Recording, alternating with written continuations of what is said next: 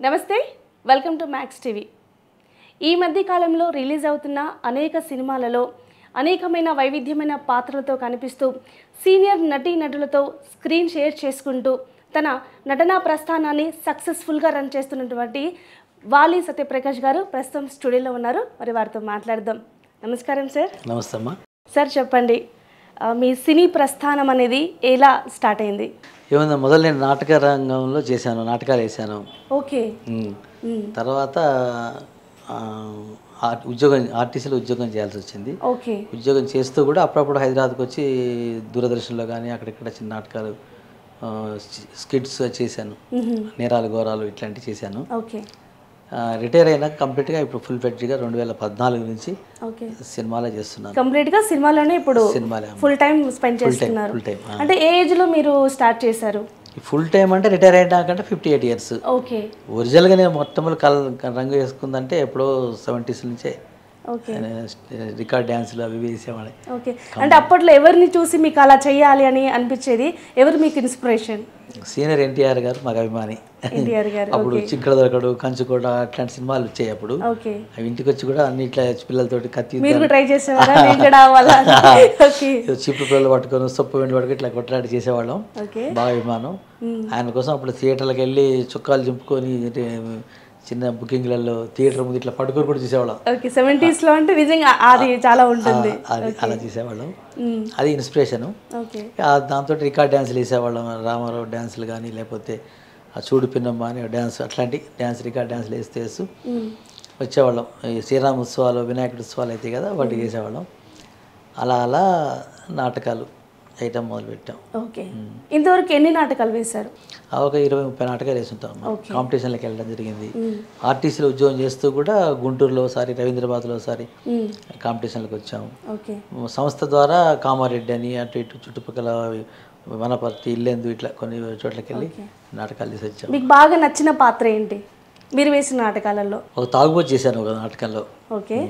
అది బాగా నచ్చింది. అది మీకు మంచి గుర్తింపు తీసుకొచ్చిందా? ఓకే. ఇంట్లో వాళ్ళంటే ఎంకరేజ్ చేసేవాళ్ళ మిమ్మల్ని?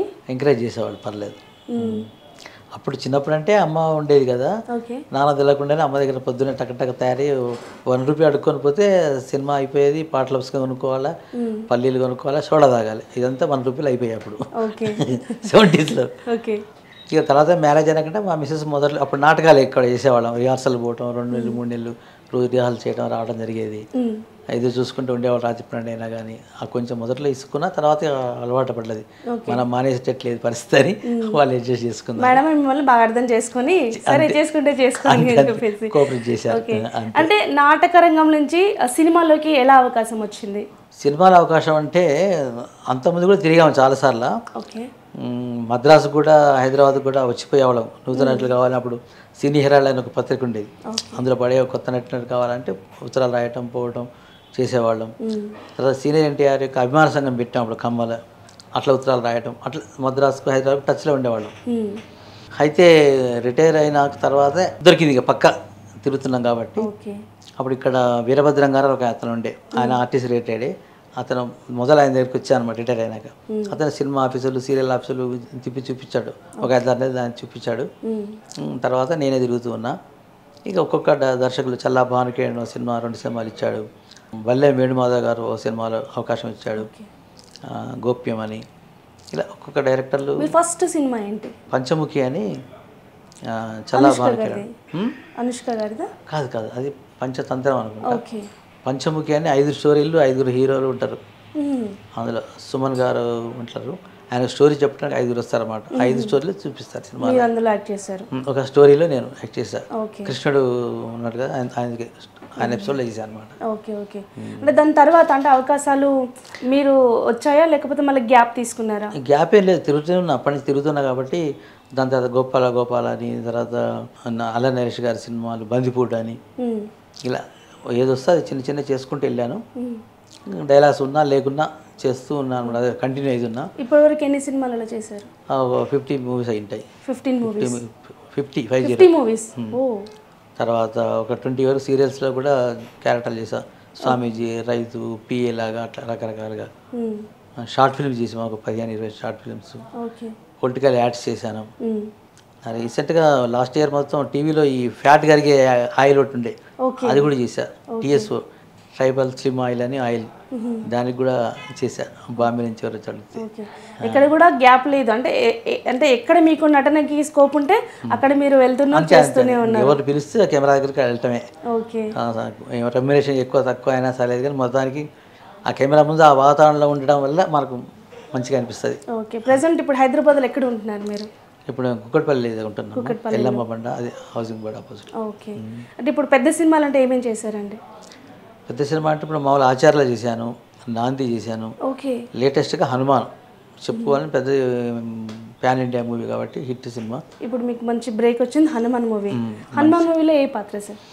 ఒక రైతునమ్మ, ఫార్మరు. అంత ఊళ్ళో పాలుగాళ్ళు మొత్తం దోసుకుపోతూ ఉంటే ఏం చేయలేక ఆఖరికి ఆత్మహత్య చేసుకోపోతుంటే అప్పుడు హీరోయిన్ మనల్ని కాపాడి తీసుకెళ్ళి వీళ్ళంతో ఫైటింగ్ స్టార్ట్ అయింది అనమాట. ఇంటర్వెల్ బిఫోర్ స్టార్ట్ అయింది నాది, అప్ టు ఎండ్ ఉంటాను నేను అలాగా. అంటే మామూలుగా నటన రంగంలో చేసిన వాళ్ళకి సినిమాలలో కొంచెం ఏ విధంగా చూస్తారు మిమ్మల్ని? అట్లేం లేదు, ఆల్రెడీ సీనియర్స్ అని డ్రామాలు వచ్చామని సింగిల్ టేక్లో చేస్తామని ఒక నమ్మకం ఉంటుంది వాళ్ళకి. ఒక మైనస్ పాయింట్ ఏంటంటే బాడీ లాంగ్వేజ్ డిఫరెన్స్ ఉంటుంది అనుకుంటారు. చేతులు ఊపడం ఇట్లా ఇట్లా చేస్తారు, నాటకాలు చేసిన వాళ్ళు అట్లా ఏది అనేటోళ్ళు ఉంటారు కొందరు. అట్లా అది మనం దాన్ని కంట్రోల్ చేసుకుంటాం అయిపోద్ది. డైలాగ్స్ కూడా కొందరు నాటకాలు చేసిన వాళ్ళు డైరెక్ట్ ఆడియన్స్తో కాబట్టి కొంచెం గట్టిగా చెప్పడం, ఫెరోషియస్గా చెప్పడం చేట చేస్తుంటారు. సినిమాకి అంత పెద్దగా అవసరం లేదు కదా, అట్లాంటివి కొంచెం జాగ్రత్త చేసుకుంటే చేయొచ్చు, బాగానే ఉంటుంది. సినిమా టీం అంతా మీతో ఎలా ఉండేవాళ్ళు? ఏమన్నా ఏం లేదు, అంత బాగానే ఉంటారు, హ్యాపీ బాగుంటారు. కో డైరెక్టర్స్ కానీ, కెమెరామెన్స్ కానీ, మేకప్ వాళ్ళు కానీ అందరితో బాగుంటాం, అందరు ఫ్రెండ్లీగా ఉంటారు మంచిగా. మెగాస్టార్ గారితో కూడా నటించారు సార్, మీతో ఏ విధంగా ఉండేవారు? చాలా హ్యాపీ అమ్మ. చిరంజీవి గారితో మనం దూరంగా చూడప్పుడు మెగాస్టార్ అంటే ఎక్కడో ఏమో అనుకుంటాం, కానీ రాజమండ్రి అక్కడ రంపచోడవరం దగ్గర చేసాం మేము. మాతో పాటు అక్కడ పక్కన చైర్లో కూర్చునే వాళ్ళు మా షార్ట్ అయిపోగానే అప్పుడు, ఎందుకంటే ఆ గుట్టల మీద అక్కడక్కడ క్యారవాన్లు కూడా లేవు, ఆ షార్ట్ అయిపోయినా అక్కడ పక్కన కూర్చునేవాళ్ళు. మరి షార్ట్ ఉంటే వచ్చేవాళ్ళు, రామ్ చరణ్, ఆయన బెనర్జీ, రవి ప్రకాష్ వాళ్ళంతా అక్కడ కూర్చునేవాళ్ళు అనమాట. షార్ట్లో స్టార్ట్ చేసేవాళ్ళు. ఒకసారి మా వేరే కొలిగోకైనా సార్ మీతో ఎప్పటి నుంచో ఫోటో దిగాలనుకుంటే సార్ ఫోటో సార్ అన్నాడు, ఆ సీన్లోనే అక్కడ కూర్చుని ఆయన కింద, ఇక్కడ చిరంజీవి ఇక్కడ ఉన్నమాట.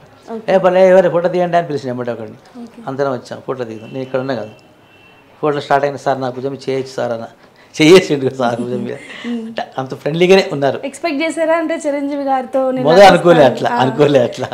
అవకాశం రాగానే మీకు ఎలా అనిపించింది? హ్యాపీ అనిపించింది బాగమ్మా, మెగాస్టార్తో చేయటం అంటే హ్యాపీ. నేను ఈవినింగ్ పెద్ద ఎన్టీఆర్ గారితో కూడా నేను కలిసి దగ్గరికి వెళ్ళా, మద్రాసు వెళ్ళి కలిసా, ఇక్కడ పార్టీ పెట్టినప్పుడు ఆయన దగ్గరికి వెళ్ళి కలిసా, భుజం మీద చేసి ఆయన కూడా మాట్లాడారు. ఓకే. చిరంజీవి గారు ఇప్పుడు లేటెస్ట్ కాబట్టి చాలా మంచిగా అనిపించింది, హ్యాపీ. సార్ మీకు ఎప్పుడైనా అనిపించిందా అంటే ఇన్ని ఇయర్స్ దాదాపు మీరు 70s నుంచి మీరు సినిమాలకు రావాలని ఒక కోరిక, అంటే ఇప్పుడు అంటే ఆల్మోస్ట్ 30 years తర్వాత ఇప్పుడు మంచి మంచి పాత్రలు వస్తున్నాయి, ఎప్పుడైనా అనిపించిందా అంటే నేను గట్టిగా ట్రై చేయకపోవడం వల్ల కొంచెం లేట్ అయింది అని ఎప్పుడైనా అనిపించిందా మీకు? అమ్మ ఒకటి మొదట్లో చేసేటప్పుడు ఏమైందంటే చాలామంది లాగా ఉద్యోగం వదిలిపెట్టి ఫ్యామిలీని వదిలిపెట్టి మద్రాసుకు వచ్చి హైదరాబాద్కి వచ్చి సినిమాలు చేసి ఇక దొరక్క ఫ్యామిలీ ఇబ్బందులు పడి సమాజంతో మాట అనిపించుకోవటం ఇష్టం లేక, ముగ్గురు అమ్మాయిలు నాకు, వాళ్ళు భార్య పిల్లలు వదిలిపెట్టిపోతే బాగుంటుంది కదా. ఒకసారి ఒక లెవెల్ అయితే మా ఆఫీసర్ని సార్ అని ఒకసారి సస్పెండ్ చేశారు, 6 నెలలు పోయేస్తాను కూడా చెప్పా. ఏం మాట్లాడుతున్నా అట్లా పిచ్చా నీకు ఏమన్నా అని కోపడాడు సార్. అట్లా అంత ఇంట్రెస్ట్ ఉన్నా కానీ కంట్రోల్ చేసుకొని ఉండి ఫ్యామిలీ పిల్లలు అనిపించుకోవద్దు, మన కోరిక ఎప్పుడైనా తీర్చుకోవచ్చు, అవకాశం ఉంటే వచ్చేది ఉంటే ఎట్లాగ వస్తుంది అనుకొని అంతా సెటిల్ అయిపోయి పిల్లలు మ్యారేజ్ అయిపోయి సెటిల్ అయిపోయినాక ఇప్పుడు రిటైర్ అయ్యి ప్యాషన్ ఇప్పుడు మళ్ళీ స్టార్ట్ చేశారు. Wonderful sir, super. అంటే చాలా మంది సినిమా పిచ్చితో, అంటే చాలా మంది వాళ్ళకున్న కోరికతో అంటే పెళ్ళైన తర్వాత ఇసిపెట్టేసి వాళ్ళు ఎక్కడ వదిలేసేసి అవకాశాలు రాక చాలా మంది ఆర్థిక ఇబ్బందులతో ఇప్పటికీ చూస్తున్నారు. బట్ మీరు అలా ఏమి జరగకుండా ఫస్ట్ ఫ్యామిలీ ఉద్యోగం చేసి అందరినీ సెటిల్ చేసేసి ఇప్పుడు మళ్ళీ మీ ప్యాషన్ మీరు స్టార్ట్ చేశారు. సూపర్ సార్, మంచి మంచి అవకాశాలు రావాలని కూడా మేము కోరుకుంటున్నాం. అంటే మీకు బాగా ఈ పాత్ర చెయ్యాలని ఏమన్నా ఉందా కోరిక? అంటే ఎలాంటి పాత్ర అంటే మీకు బాగా ఇష్టం? ఏముందమ్మా, హీరోయిన్ ఫాదర్ లాగా పేద ఫాదర్ లాగా ఉండి అట్లా బాధపడటం అట్లాంటివే ఎక్కువ నాకు సూటబుల్ అవుతుందని అర్థం. నేను కూడా అదే చేస్తుంటాను. ఒక రైతు అట్లాంటి చిన్న చిన్న క్యారెక్టర్లే, మనకు పెద్ద పెద్ద ఏం కావు, కానీ హీరోయిన్ ఫాదర్ కానీ హీరో ఫాదర్ కానీ పేద తండ్రి లాంటి తండ్రి మామూలు ఏదో మొత్తం పేదవాడు అయితే బాగుంటుంది. రిచ్గా ఉక్కు పట్టుకొని కోటేసుకుని అట్లా అయితే మనం రావు చేయము. ఏ బాగుంటాయని నా ఉద్దేశం. నా ఎగ్జాంపుల్ ఏంటంటే గుమ్మడి గారు కానీ పెరుమాళ్ళు గారు కానీ ఉంటే పాత ఆర్టిస్టులు, అట్లా సాక్షి రంగారావు గారు అట్లాంటి క్యారెక్టర్లు బాగుంటాయి అనిపిస్తుంది. మీకు బాగా నచ్చుతాయి అవి. ఓకే, మీకు బాగా ఇష్టమైన హీరో ఎవరు? ఎన్టీఆర్, పెద్ద ఎన్టీఆర్. ఇప్పుడు రీసెంట్గా అంటే యంగ్ జనరేషన్లో ఎవరు బాగా ఇష్టం? మరి ఏంటంటే junior NTR, Allu Arjun. Okay. Medium అంటే చిరంజీవి గారు, కమల్ హాసన్ గారు, వాళ్ళు అట్లా. ఓకే, అవును, అల్లు అర్జున్ గారితో కూడా మీరు ఒక యాడ్లో యాక్ట్ చేశారని చెప్పారు కదా, యాడ్ ఎలా మీకు ఆఫర్ వచ్చింది? హనుమాన్ మూవీ చేస్తున్నాం కదమ్మా, హనుమాన్ డైరెక్టర్ ప్రశాంత్ వర్మ గారికి ఆఫర్ వచ్చింది. ఆ షూటింగ్ చేస్తుంటే రేపటి నుంచి అదట మాది హనుమాన్, మాకు రేపు ఇవాళ లేదు, రేపటి నుంచి 2 రోజులు వాళ్ళ 3 రోజులు అదే అట అంటే, అరే మాకు లేదా, మమ్మల్ని కూడా కొంచెం పిలిస్తే జనాలు ఉంటాం కదా అని మేము మేనేజర్ని అడిగాము. నాదే ఉంది మేనేజర్, డైరెక్టర్ గారు ఎట్లా అంటే అట్లా అని అడిగామలే. ఇంటి మీద తెల్లారి మాకు కూడా రమ్మని పిలిపి వచ్చింది. మెయిన్ వాళ్ళని పిలిచారు, ఒక 50 మంది వరకు వచ్చాం అందరం. మళ్ళీ కొంత జూనియర్స్ కూడా వచ్చారు. అందరం నిలబడి చేస్తుంటే అల్లు అర్జున్ గారు వచ్చారు, ఆయనతో షార్ట్లు చిన్న చేస్తున్నారు అన్న విషయం. ఆఖరికి ఆయన చెట్టు దగ్గర కూర్చుంటే అందరం కలిసి వెనక చుట్టుంటాం అందరం. ఆహా అని అందరూ అనాలి లాస్ట్కు. అనేటప్పుడు ఇక్కడ ఒక క్యాండిడేట్ ఉంటాడు, మెయిన్ క్యారెక్టర్ అసలు ఉండాలి అతను, అప్పుడు తెలియదు ఎవరికి. ఆయన ఈ సార్ కంటే ముందే అంటున్నారని కొంచెం డిస్టర్బెన్స్ ఆయన ఫీల్ అయ్యాడు అల్లు అర్జున్ గారు. ఏమంటే ఇట్లా సాయి చేస్తే విజయ్ గారు కో డైరెక్టర్ గారు ఎదురుగా ఉన్నారు. వాళ్ళ గారు మిమ్మల్ని సార్ రమ్మంటారు అంటే వెళ్ళా, డైరెక్టర్ గారు రమ్మంటే మీరు రన్నింగ్ చేస్తారంటే చేస్తానన్న. డైలాగ్ ప్రాక్టీస్ చేసి ఏమంటే అతను నిలబెట్టాడు. 6 వరకు అది ఏంటో తెలియదు మనకి. అల్లు అర్జున్ గారు అది అయిపోయింది, తెల్లారి 2-3 డేస్ నాతో చేశారు ఆ షాట్లన్నీ. అట్లా మీకు అవకాశం అనుకోకుండా లక్కీ అంటది. ఎలా అంటే మెగా ఫ్యామిలీతో అందరితో మీరు నటించే అవకాశం వచ్చింది అనుకోకుండా. అంటే ఆ షూటింగ్ టైంలో అల్లు అర్జున్ గారి ఎనర్జీ లెవెల్ ఏ విధంగా ఉండేవి? ఎలా? చాలా బాగా హ్యాపీ మేడం, చాలా బాగా అనిపించేది. అంటే ఇప్పుడు ఎలా అనిపిస్తుంది మీకు? హ్యాపీగా ఉన్నారా? అంటే ఇప్పుడు మీరు కోరుకున్న లైఫ్ మీరు ఇప్పుడు చేస్తూ ఉన్నారు సినిమాలలో, మీకు ఎలా ఉంది ఇప్పుడు? సంతృప్తిగా ఉందా? సంతృప్తిగా ఉందమ్మా. ఇంకా ఇట్లే మంచి అవకాశాలు రావాలా, చేయాలా అని కోరుకుంటున్నాం, మనం నిరూపించుకోవాలా మనం ఏంటని. ఓకే, నెక్స్ట్ అప్కమింగ్ ప్రాజెక్ట్స్ ఏమున్నాయండి? అప్కమింగ్ అంటే ఇప్పుడు షూటింగ్ అయ్యి రిలీజ్కున్నాయి. ఒకటి కొమరంపూడి అని ఒక మూవీ ఉంది, అది నెల్లూరులో షూటింగ్ అయింది 17 days. అది ఇంకా ఎడిటింగ్ అయింది చెన్నైలో, హైదరాబాద్కి వచ్చి డబ్బింగ్ తీసుకుంటారట, అది ఒకటి రిలీజ్కుంది. తర్వాత స్టార్ ఈజ్ బోర్న్ అని ఒకటి తీశారు, అది సోమశిల ప్రాజెక్ట్లో షూటింగ్ చేశారు, అది రిలీజ్కుంది. అందులో చిన్న క్యారెక్టర్ అనుకోండి. తర్వాత ఇక రిలీజ్ అయినాయి అంటే భీమదేరపల్లి బ్రాంచ్ రిలీజ్ అయింది, మదరపూడి గ్రామం అని రిలీజ్ అయింది, బైరాన్పల్లి అని ఒకటి రిలీజ్ అయింది. అవి చిన్న రిలీజ్ అయ్యి ఈ 2-3 monthsలో. ఓకే, ఇంట్లో ఏమంటుంటారు సార్? అంటే ఇన్ని ఇయర్స్ తర్వాత ఇప్పుడు మళ్ళీ మిమ్మల్ని అంత పెద్ద స్క్రీన్లో చూసిన తర్వాత ఈ ఫ్యామిలీ వాళ్ళ రియాక్షన్ ఏ విధంగా ఉంటుంది? హ్యాపీ. మీరు ఊరు వెళ్ళినప్పుడు ఎలా అంటారు మీ ఫ్రెండ్స్ అంతా కూడా? హ్యాపీ ఫీల్ అవుతుంటారు, ఫోన్ చేస్తుంటారు అందరూ, కరీంనగర్ నుంచి కానీ ఎక్కడి నుంచి కానీ. మన సినిమా ఫీల్డ్ వాళ్ళు కూడా, డైరెక్షన్ వాళ్ళు వింటారు కదా వేరే వాళ్ళు, ఫోన్ చేసి సార్ దాంట్లో చూసాము. మొన్న రాఘవేంద్ర గారి బ్యాచ్లో తను పోకల భాస్కర్ మేనేజర్, ఆయన ఫోన్ చేశారు, సినిమా చూసి రాగానే ఫోన్ చేశారు. మొన్న ఒకసారి యూఎస్లో ఇంటర్వ్యూల నుంచి ఫోన్ చేశాడు, ఇంటర్వ్యూలో ఇప్పుడే ఇంటర్వ్యూలో బయటకు వచ్చిన సినిమాలు ఉండవు బాగున్నావు అట్లా చేస్తుంటారు. ఎలా అనిపిస్తుంటుంది మీకు? హ్యాపీ కదమ్మా, సంతోషం. మన కాసు రావటం, అప్రిషియేట్ చేయటం, కళాకారుడికి కావాల్సిన చప్పట్లు, దుప్పట్లు అంటారు, అదే కోరుకుంటారు అందరూ కూడా.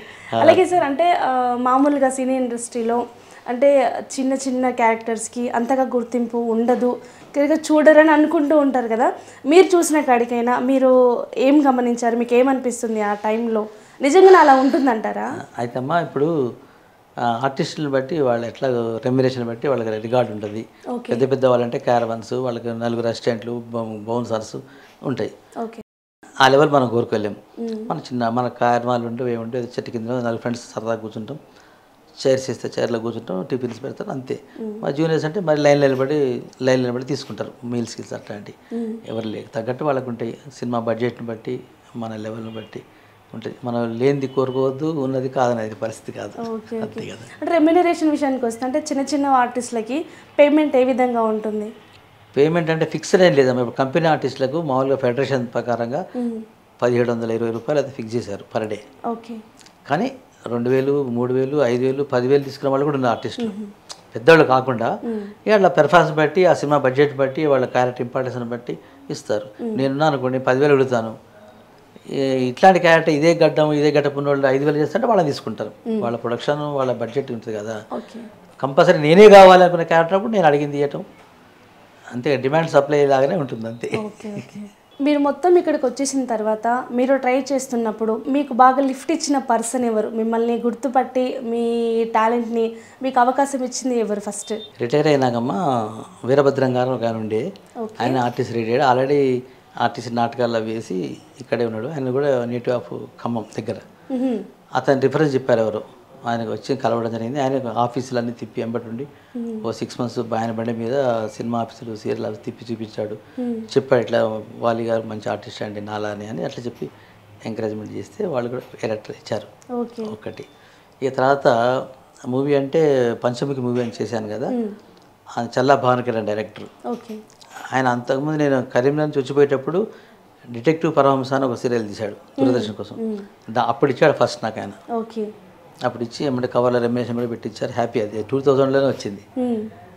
ఇక తర్వాత ఈ పంచమికి ఫస్ట్ మూవీ కూడా ఆయనే ఇచ్చాడు, అది హెల్ప్. తర్వాత ఇంకో 2 మూవీలలో కూడా ఆయన చిన్న చిన్న క్యారెక్టర్ ఇచ్చాడు. అట్లే గోప్యం అనే ఒక మూవీలో బల్లె వేణుమాధ గారు ఇచ్చారు క్యారెక్టర్.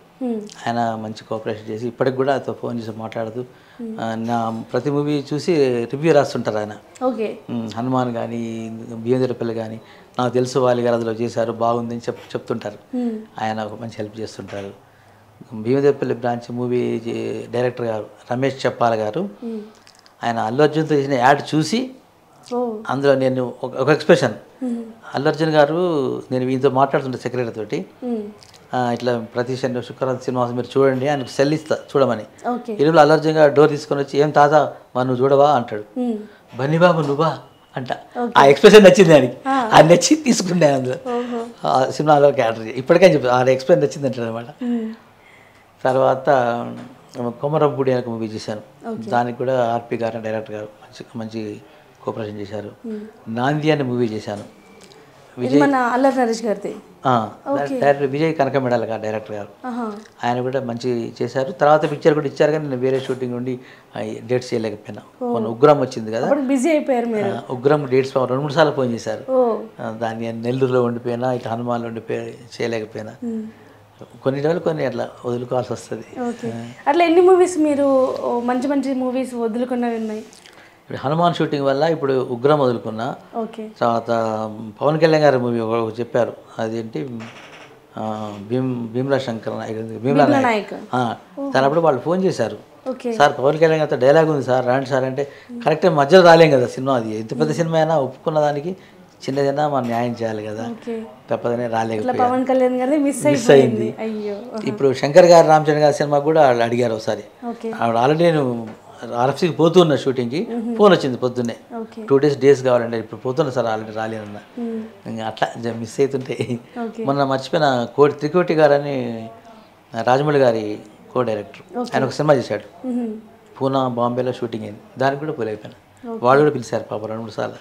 అంటే ఆల్రెడీ కమిట్మెంట్ అయ్యి ఉంటుంది కాబట్టి ఇంకో దానికి అంతే కదా, అలా జరుగుతుంటాయి.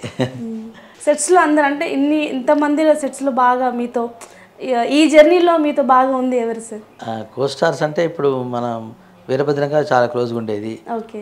తర్వాత మస్తాన్ గారు ఇప్పుడు ఆర్టిస్ట్ ఉన్నారు, ఆయన పెద్ద ఆయన బింబిసారా వాటిలో హనుమాన్ వాళ్ళు. తెనాలి పంతులు అని ఒక పూజారి ఆయన ఉన్నాడు. తర్వాత Telangana movie and TV artist union ఉంది, దాంట్లో నేను ఆల్రెడీ ఈసీ మెంబర్గా ఉంటున్నాను. మొన్ననే ఎలక్షన్స్ గెలిచాను. అందులో కూడా అందరు మన కోఆపరేషన్ బాగుంటుంది, అందరు కలిసి ఉంటారు బాగా. మొత్తానికైతే అన్ని సినిమాలు అంటే ఒక్కొక్క మూవీలో మంచి మంచి పాత్రలు చేస్తూ ఇట్లా సక్సెస్ఫుల్గా మీ లైఫ్ రన్ అవుతుంది. అలాగే మీ ఫ్యామిలీ గురించి ఏం చెప్తారు? మీ ఫ్యామిలీలో ఇప్పుడు ఫ్యామిలీ లైఫ్ అంటే మా అమ్మగారు రుక్మిణీదేవి, మా నాన్నగారు కృష్ణమూర్తి గారు, మా నాన్నగారు లేరు ఇప్పుడు. మేము 5 అన్నదమ్ములం, నేను పెద్దవాడిని. మీరు పెద్ద? నేను పెద్ద. నా తర్వాత చెల్లెలు, తర్వాత 4 తమ్ముళ్ళు. అందరూ సెటిల్, అందరూ ఇది ఒకళ్ళు పోస్ట్ ఆఫీస్, ఒకళ్ళు టీచరు ఖమ్మాలు ఉంటారు, ఒకతను పొలికల్ ఇక్కడ ఉంటాడు, ఒకటి ఇట్లా యూట్యూబ్ ఛానల్ రియల్ ఎస్టేట్ చేసుకుంటూ ఒక తమ్ముడు ఉంటాడు ఇక్కడ శ్రీనివాస్ అని. నాకు 3 అమ్మాయిలు, మిస్సెస్. నాకు 78 మార్చిలో మ్యారేజ్ అయింది. 3 అమ్మాయిలు. పెద్ద అమ్మాయి ఫిజియోథెరపీ డాక్టర్. అల్లుడు కూడా డాక్టరే, వాళ్ళిద్దరు బెంగళూరులో సెటిల్డ్. రెండో పాప సాఫ్ట్వేర్, అల్లుడు బిజినెస్, వాళ్ళు బెంగళూరులో సెటిల్డ్. చిన్న పాప సాఫ్ట్వేర్ యూఎస్లో సెటిల్డ్, ఆయన కూడా సాఫ్ట్వేరే. అక్కడ సెటిల్ అందరిని మంచి సెటిల్ చేసేసి ఇప్పుడు మీరు మంచి సినిమాలలో ఎంజాయ్ చేస్తారు. అందరు సెటిల్ అయినాక ఇప్పుడు మనకు ప్రాబ్లం లేకుండా హ్యాపీగా చేసుకుంటున్నాను ఇట్లా. Super sir. అలాగే సార్ యూనియన్లో మీరు మెంబర్గా ఉన్నారా? నేను ఉన్నానమ్మా. Okay. Telangana TV movie and digital artist union మన కృష్ణానగర్లో ఉంది. దాంట్లో నేను 2014లో జాయిన్ అయ్యాను. ఓకే. తర్వాత లాస్ట్ 2 years ఈసీ మెంబర్గా ఉన్నా. ఇప్పుడు మళ్ళీ మొన్న ఆదివారం జరిగే ఎన్నికల్లో కూడా మళ్ళీ ఈసీ మెంబర్ గెలిచాను. ఓకే. అది 30 years పృథ్వీ గారు ప్యానెల్, శుభోదయ సుబ్బారావు గారు అని మన మహర్షి సినిమాలో భరత్ అనే నేను సినిమాలో విలేకరుగా ఉంటాడు. ఆయన శుభోదయ సుబ్బారావు అని పిలుస్తాడు మహేష్ బాబు. ఆయన పేరు అది పడిపోయింది. ఒరిజినల్గా ఆయన పేరు రాజశేఖర్ గారు. శుభోదయ సుబ్బారావు పడిపోయింది. ఆయన ప్రెసిడెంట్. ఓకే. బెనిఫిట్స్ ఎలా ఉంటాయండి యూనియన్లో మీకు? బెనిఫిట్స్ అంటే అమ్మా అందరు కలుస్తారు ఆర్టిస్టులు. ఓకే. ఆఫర్స్ ఎక్కడ ఉంటే ఏంటి తెలుస్తుంటాయి ఒకటి. తర్వాత కాస్టింగ్స్ గ్రూప్లో పెడుతుంటారు. తర్వాత ఇమీడియట్గా మెడికల్ అవసరం అయితే అందరూ అటెండ్ కావటం, తీసుకెళ్ళి జాయిన్ చేయడం చేస్తుంటారు. 6 monthsకి ఒకసారి అపోలో హాస్పిటల్లో మెడికల్ చెకప్స్ లేడీస్కి జెంట్స్కి అందరికి అవుతుంటాయి. అంటే యూనియన్లో జాయిన్ అవ్వాలంటే ఏజ్ లిమిటేషన్ ఉంటుందా? ఎంత పేమెంట్ ఏమన్నా ఉంటుందా? ఉంటుందమ్మా. ఓకే. ఇప్పుడైతే ప్రజెంట్గా 10,100 కడితే జాయిన్ కావచ్చు. ఓకే.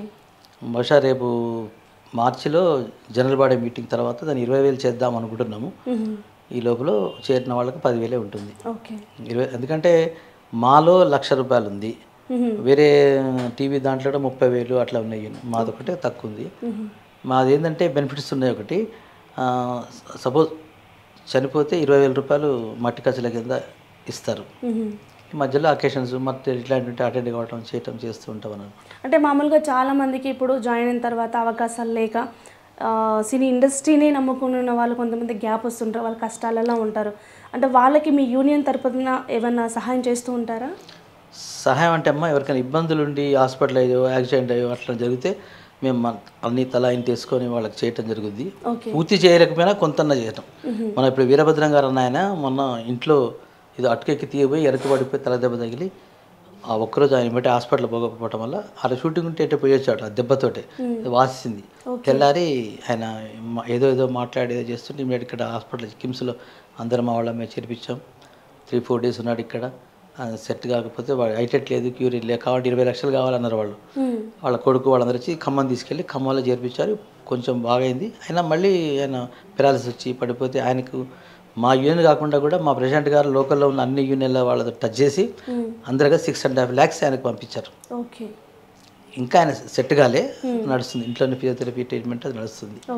అలా చాతైన సాయం చేస్తుంటాం. ఒకతను ఎవరో ఇట్లా రూమ్లో ఇదైపోతే పక్కన కొలీగ్కి ఫోన్ చేసి చెప్తే వాళ్ళని ప్రాపర్ ఎక్కడో ఆంధ్రాలో ఉంటే మా వాళ్ళే మా సొంత అమౌంట్ 50,000 డ్రా చేసి నిమిషాలు జాయిన్ చేయించి బాగా అయినాక మరి వాళ్ళు వచ్చి ఇచ్చారు. ఓకే, స్పాట్లో చేసే వాళ్ళది కావాలి కదా, అలాంటి బెనిఫిట్ చేస్తుంటాం.